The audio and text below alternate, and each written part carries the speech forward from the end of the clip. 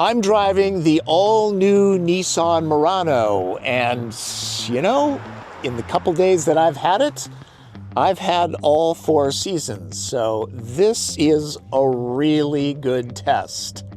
Trust me. Hey, and remember to subscribe to the channel, okay?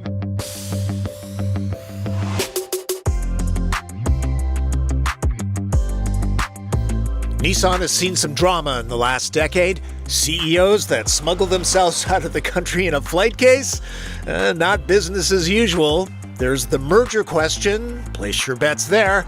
Regardless, Japan's third largest automaker has turned out some solid products lately. The 2025 Murano is one of them, replacing the third generation that began production in late 2014. Gen 4 is largely all new and taking couture cues from sister Ariya. This is a larger 2-row crossover, and now that Ford has discontinued Edge, Murano's closest competitors are Buick Envision, Chevy Blazer, Honda Passport, Mazda CX-70, GMC Terrain, Subaru Outback, and Toyota Crown Signia. Pricing starts at just under $42,000 for a front-wheel drive Murano. This is an all-wheel drive Platinum, top trim, pretty much loaded. Goes for $55,000 as tested. That sum buys a larger 3-row Pathfinder Platinum. What Murano offers is ambiance, encroaching on Infinity's turf. Remember them? The cabin is a soothing space with minimalist design and crisp ambient LED strakes. Wonder Woman will feel right at home with the invisible hood view, good for tricky parking situations and navigating car wash tracks. Nissan puts its supportive zero-gravity seat tech in the back as well. Murano does keep some of the structural architecture from the outgoing car. You'd never know. The V6 has been 86'd. In its place, there's Nissan's turbocharged variable compression 4-cylinder, unique in the industry. Nissan claims it offers both power and efficiency. The 2-liter makes 241 horsepower and 260 pound-feet of torque higher in the power band. That's 19 fewer horses, but 20 additional pound-feet than the V6.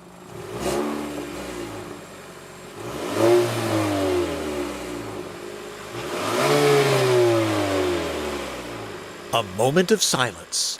The continuously variable transmission has left Murano replaced with a 9-speed. Yes, real ratios that can be controlled here.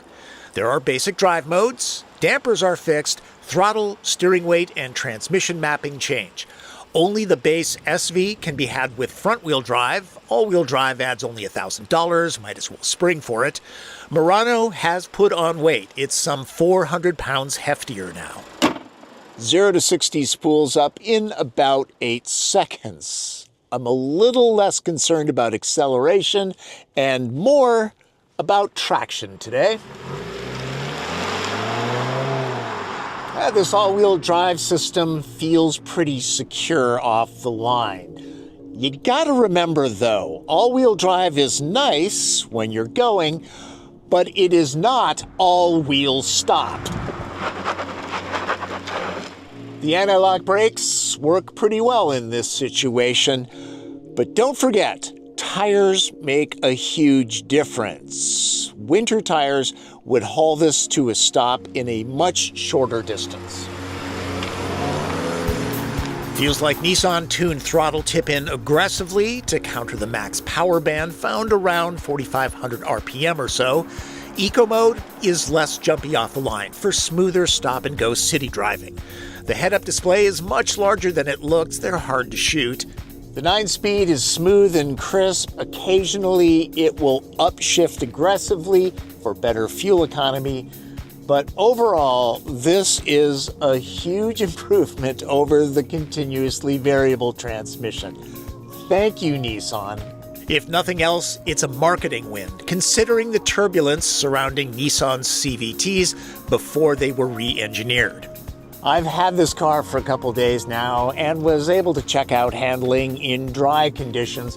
Chuck Murano into a corner hard, and there's some feel coming up through the wheel. That's good. Also, Some body roll, but not tons. This is a very good balance between comfort and sport.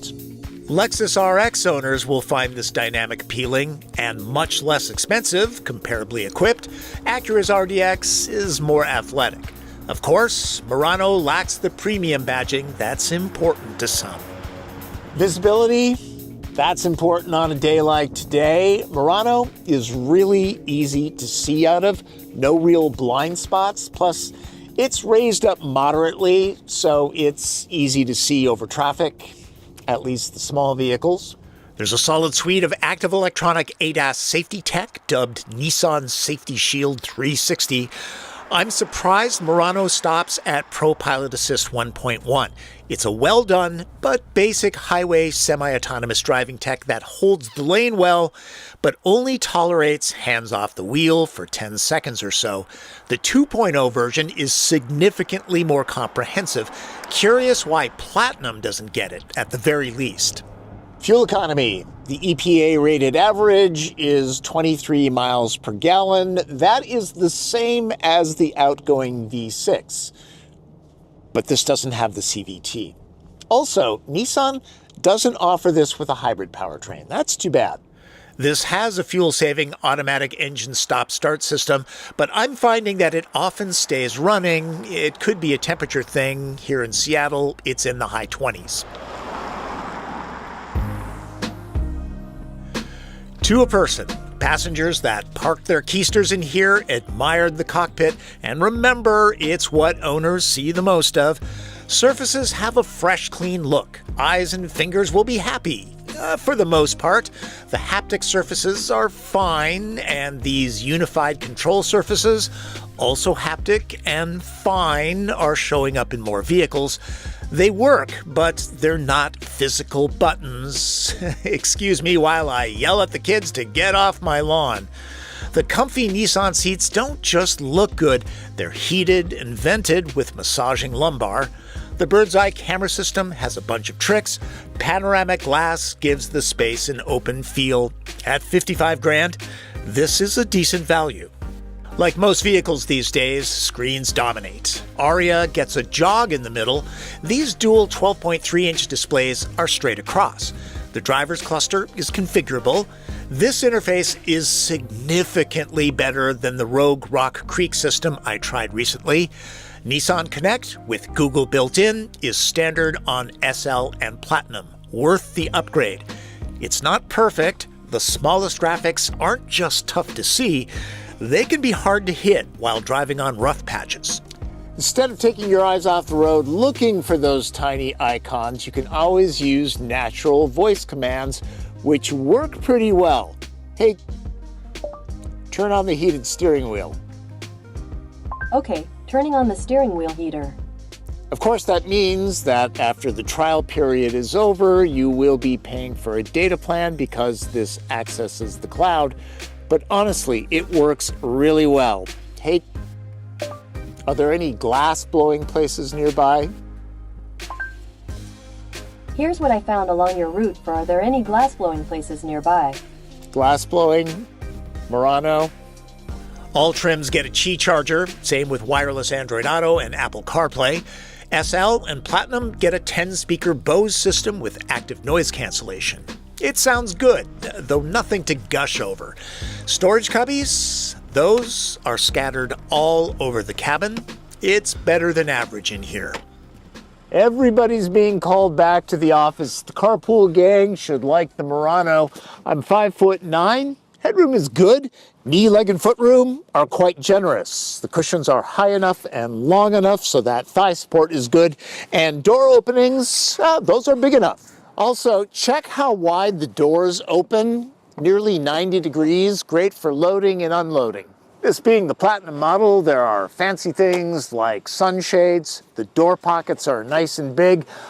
No pocket on the driver's side seat back. That's a pet peeve of mine. No separate climate zone back here, but adjustable vents and heated seats for the outboard positions. That's nice. Also, people can charge their phones. This cushion doesn't slide fore and aft to max out leg or cargo room, but the floor is nice and flat. That helps with foot room. Drinks will fit in the door pockets, but these are more secure, and everybody wants an armrest. Use that, and obviously only 2 passengers will fit back here. But here's the thing, Murano has a pretty wide bench, so 3 average-sized adults will be comfortable back here. There's a lot of space. There's less drama in Murano's design this time around. To be more specific, fewer swoops and curves. The V-Motion grille is gone. Look close, and there are lines cribbed from a 1960s Ferrari 365 GTB4 Daytona.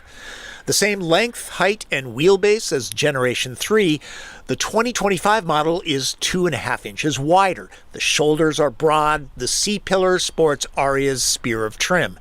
The Aurora Blue metallic paint is worth the $425 upcharge. The two-tone is another $500.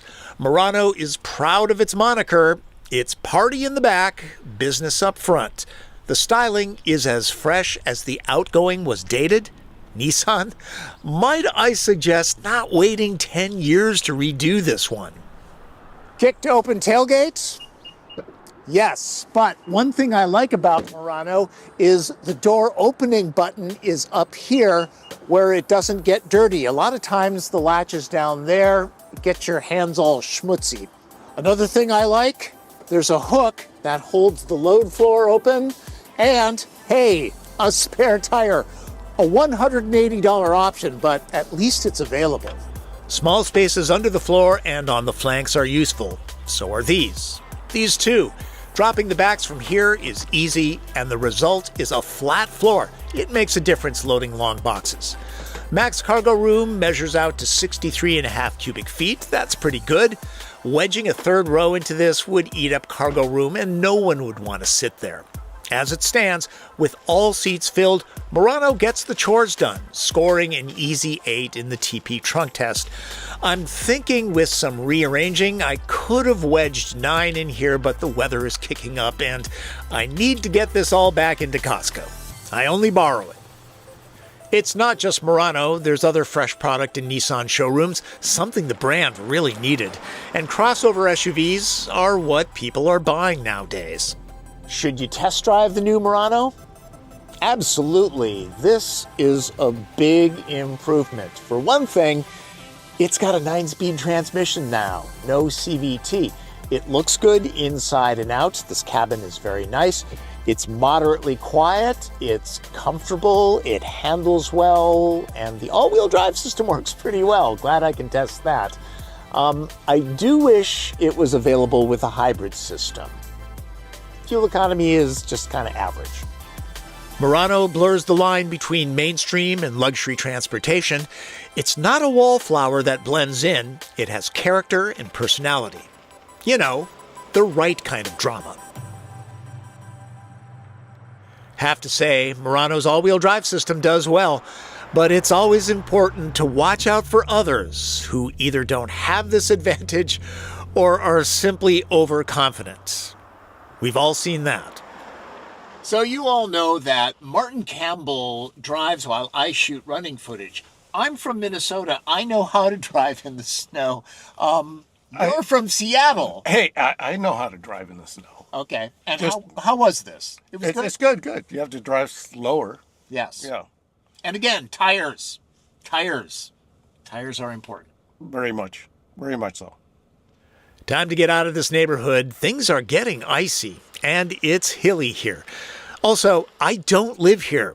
I'm an automotive writer. I can't afford houses like this. Real quick before I go, a lot of people are speculating what's going to happen when Nissan and Honda merge. I can tell you exactly what's going to happen in the near future. We don't know. Now, of course, platforms and powertrains will get combined because that's why companies merge, right? To consolidate resources to do more with less, to save money. It's more efficient. But other than that, it's anyone's guess. That's what's really interesting about this industry, you know? So many variables. Thanks for watching. Hey, remember, subscribe to the channel. Click notifications. You can follow me on social media. I'm on Blue Sky now.